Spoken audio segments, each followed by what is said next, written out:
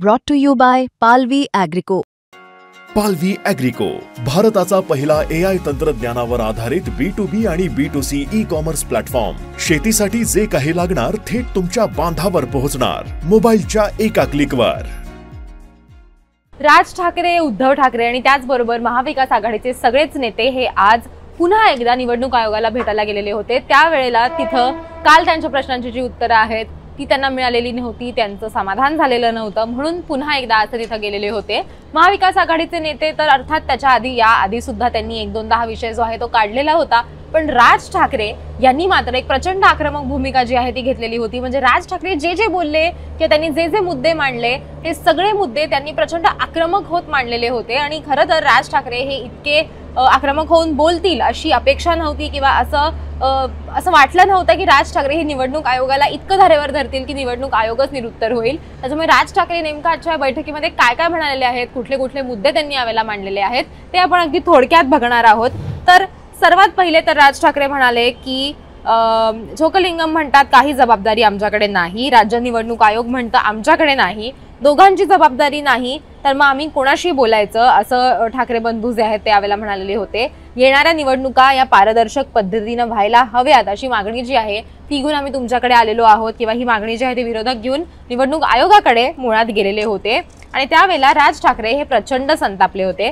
ते पुढे काय म्हणाले आपण बघूयात. ते असं म्हणाले की निवडणुका राजकीय पक्ष लढवत असतात, राजकीय पक्षांना शेवटची मतदार यादी का तुम्ही दाखवत नाही आहात, मतदार नोंदणी बंद करून लपवाछपवी कशासाठी, असं जे आहे ते राज ठाकरे यावेळेला म्हटलेले होते. सर्व राजकीय पक्षांचं एकमत होऊ द्या, तोपर्यंत निवडणुका घेऊ नका, असं राज ठाकरेंनी यावेळेला निवडणूक आयोगाला सांगितलेलं होतं. सत्तेतील 3 पक्षांसाठी तुम्ही काम करत नाही, असं सुद्धा राज ठाकरे यावेळेला म्हणाले. आमचं तुमचं करू नका, आमच्यासाठी निवडणूक आयोग एकच आहे. 2022ला आम्ही बेसावध राहिलो, पण आता तसं होणार नाही.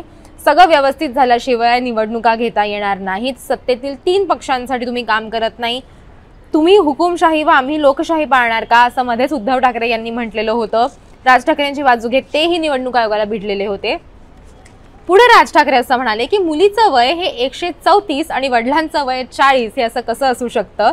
निवडणुका आम्ही लढवतो, तुम्ही निवडणूक फक्त कंडक्ट करायची असते, सगळं तुम्हीच ठरवणार का, असा प्रश्न जो आहे तो सुद्धा राज ठाकरेंनी यावेळेला विचारलेला होता.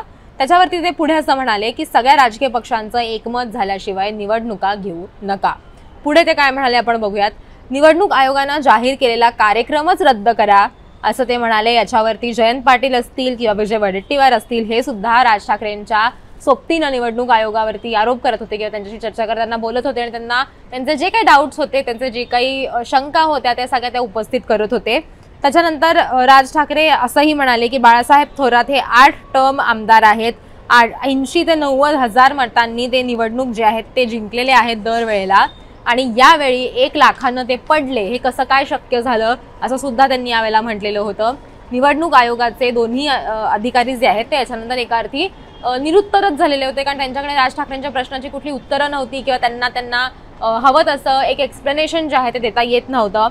त्याच्यावरती राज ठाकरे म्हणाले की आम्हाला याद्या द्या, आम्ही त्याची शहानिशा करतो, मतदार यादीत घोळ असेल तर तुम्ही सुप्रीम कोर्टाला सांगा की आम्ही तयार नाही निवडणुकीसाठी.